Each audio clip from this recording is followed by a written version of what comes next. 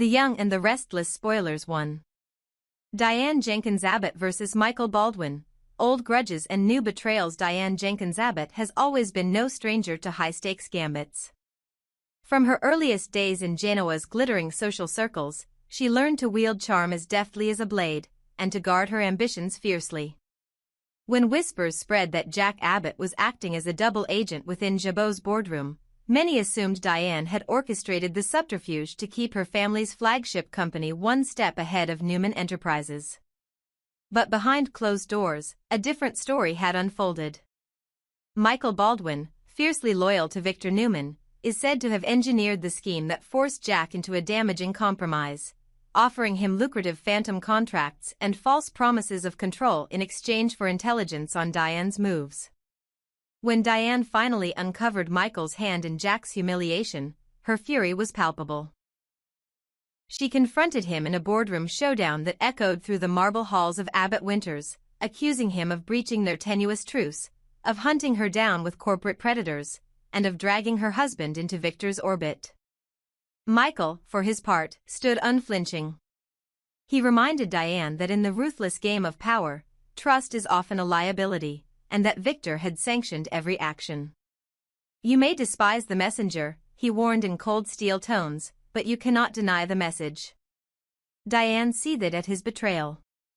She knew she could not control Michael, his loyalty to Victor was as unbreakable as steel, yet she resented his failure to alert her in advance, to give her even a moment's warning before he tipped the scales against her.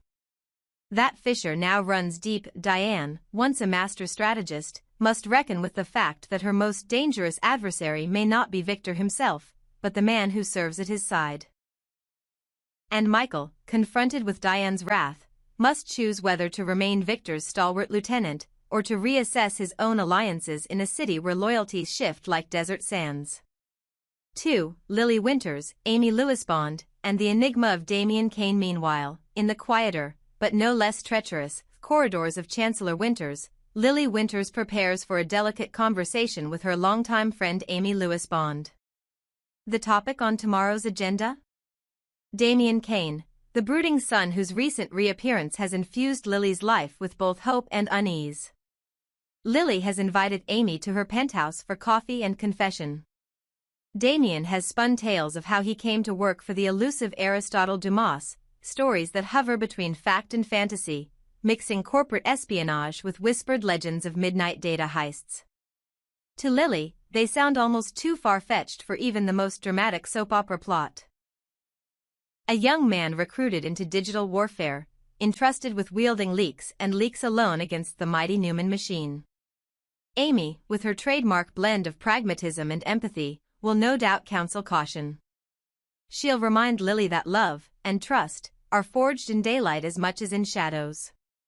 Is Damian truly the ally he professes to be, or is he playing you, darling? She will ask, eyebrows arching with concern. Amy's advice will likely emphasize patience, probe Damian's past with kind persistence, insist on transparency before surrendering fully to his charms, and never lose sight of Lily's own instincts. Yet Lily, drunk on the promise of a son redeemed, will admit that she finds herself letting her guard down. She sees in Damian the same spark that once lit her father's reformist spirit, a belief that corporate ruthlessness can be checked by a younger generation's moral compass. Her confession to Amy, "I think I'm finally trusting him," will carry both relief and trepidation. 3. Devon Winters's warning, magic or manipulation? Beyond her mother's circle, Devon Winters watches the burgeoning Lily-Damian romance with deep suspicion. Devon remembers all too well the way Victor Newman's influence can warp even the best intentions, and he suspects that Damian's magic touch is more malign than miraculous. He's begun to see patterns in Lily's behavior: missed board meetings, late-night calls, a radiant smile that masks creeping anxiety. In Devon's eyes, Damian has woven a subtle spell, a combination of flattery, emotional vulnerability, and well-timed interventions that could easily blind Lily to red flags. At a family dinner, Devon will take his sister aside, voice low but firm. "Trust your gut, Lil," he'll say. "I don't know what his angle is, but I know how these stories work." You can't just rewrite your company's history on a rumor and a smile. His words, heavy with protective concern, will jar Lily from her reverie and force her to confront the possibility that she has already leaped too far.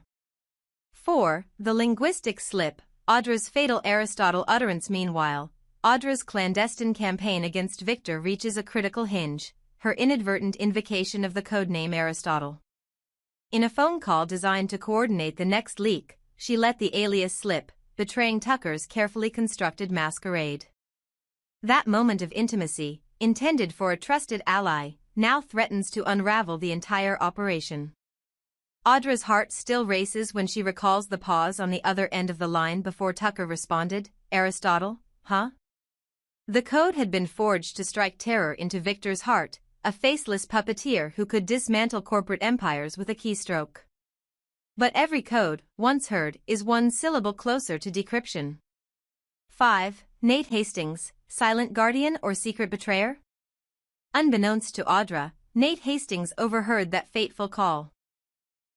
Tasked with delivering files to her office, he stepped into the doorway, only to catch the hushed tones and the resonant name Aristotle. Shock and confusion clenched his chest. Should he reveal what he knows, risk exposing the codename and perhaps rallying to Audra's side? Or should he maintain silence, safeguarding her secret at the risk of complicity? The choice torments him. On one hand lies unwavering loyalty to the woman he's loved as sister and friend, on the other, the dread of being dragged into a war that could destroy them both. Nate's conscience now roils with questions of duty, protection, and the true meaning of allegiance. 6. Diane's deeper dilemma, control, information, and the price of power. Returning to Diane Jenkins Abbott, her battle with Michael Baldwin over the Jabot double-agent scheme cuts to the heart of Genoa politics. Diane is no longer content to play antagonist only to Victor. She now grapples with the reality that her own tactics may have created casualties, among them, her husband Jack's reputation and Michael's ire. She stands at a crossroads, to escalate her feud with Michael and risk a full corporate civil war, or to seek a fragile détente that acknowledges his power in Victor's machine. Her demand that Michael at least warn her before deploying such maneuvers reflects a deeper need, the desire to wrest back control of her narrative. For Diane, knowledge is the ultimate weapon. Blindsiding her not only breaks trust but undermines her very identity as a strategist. If she cannot trust her erstwhile rivals to follow the rules of this game, then what code remains to guide her own moves? 7. Converging currents, how these arcs intersect. Though each conflict seems to orbit its own center, Audra and Victor's vendetta, Diane and Michael's boardroom warfare, Lily's familial tug-of-war. These threads feed into a greater tapestry of power, secrecy, and the struggle for agency. Secrecy versus exposure, Audra's covert campaign, Lily's closeted romance, Diane's hidden manipulations, all hinge on what remains unsaid. Each slip of the tongue or overheard secret threatens to expose allies and enemies alike. Loyalty versus self-interest, Nate's loyalty to Audra, Devon's protective vigilance, Amy's friendship with Lily, Michael's obedience to Victor. Every character must choose between collective bonds and personal survival. Identity versus alias, Aristotle Dumas looms as the mask behind which Tucker McCall fights his war. Damian Kane presents himself as a redeemed prodigal son. Diane juggles the role of wife, mother, and corporate tactician. Who they present to the world often conceals their true motives. In Genoa City's world of whispered confessions and cutthroat power plays, secrecy is currency. You only reveal a confidence when the stakes demand it. Your life, your freedom, or your deepest principles. Diane's choice to barrel straight to Michael Baldwin the moment she learned of Jack's coerced betrayal isn't just a tactical misstep, it's a fundamental breach of that unwritten code. 1. Diane's impulse versus the rules of secrecy. By confronting Michael out in the open, Diane does two things at once. She signals to Victor's camp that she's scrambling, and she shatters Jack's trust in her discretion. Jack will now think twice before confiding in her, worried she'll turn every secret into ammunition.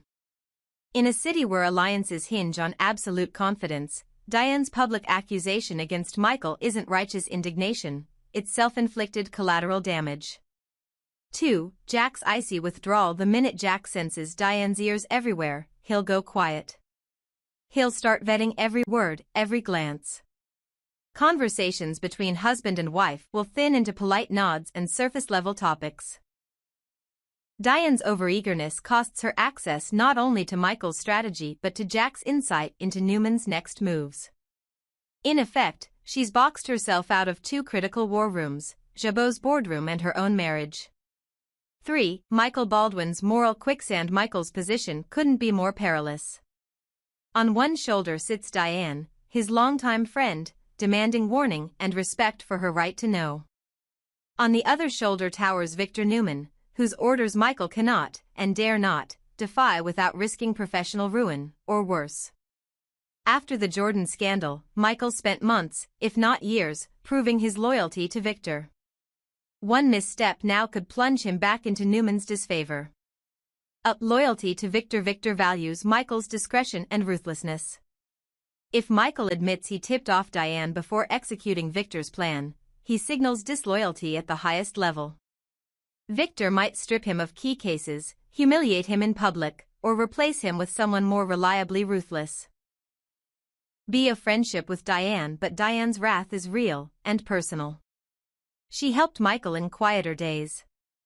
If he stonewalls her entirely, he risks losing a valued ally and provoking her into more aggressive countermeasures. Diane could leverage Jack, other board members, or even the press to make Michael pay.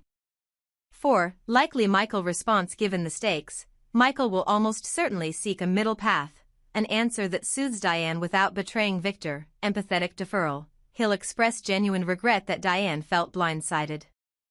I understand your anger, Dee, he might say. I wish I'd warned you, but my hands were tied by Victor's explicit instructions. By owning her feelings without conceding the facts, he acknowledges her hurt while keeping his oath.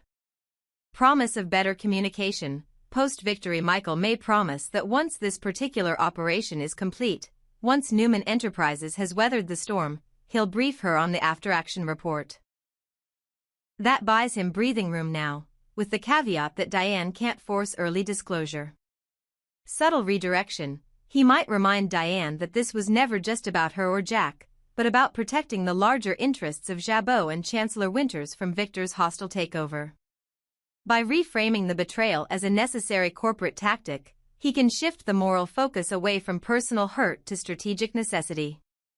Conditional transparency. In a gesture of good faith, Michael could offer a narrower insight, share the general outline of Victor's gambit without revealing specific dates, figures, or code names. It's enough to give Diane a sense that she's not entirely cut out, without exposing the finer details that Victor would punish him for. 5. The fallout and future tensions. Even if Michael pulls off this balancing act, trust between him and Diane will be frayed. She'll be wary of his after-action report promises, and he'll fear that a single misstep will reignite her ire. Their alliance will feel like a minefield, every conversation weighted with unspoken suspicions. Meanwhile, Victor will be quietly monitoring. He knows Diane's temper and Michael's careful diplomacy. If he senses Michael slipping, showing too much empathy, he may tighten the leash further, inserting loyal aides to vet Michael's every move.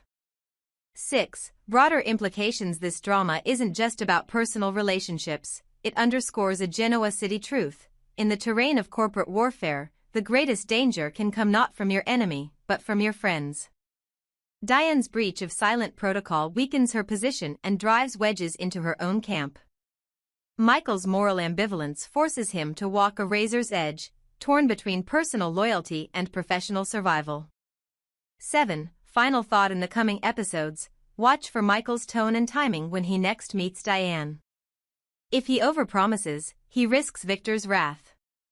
If he underpromises, he fuels Diane's vendetta.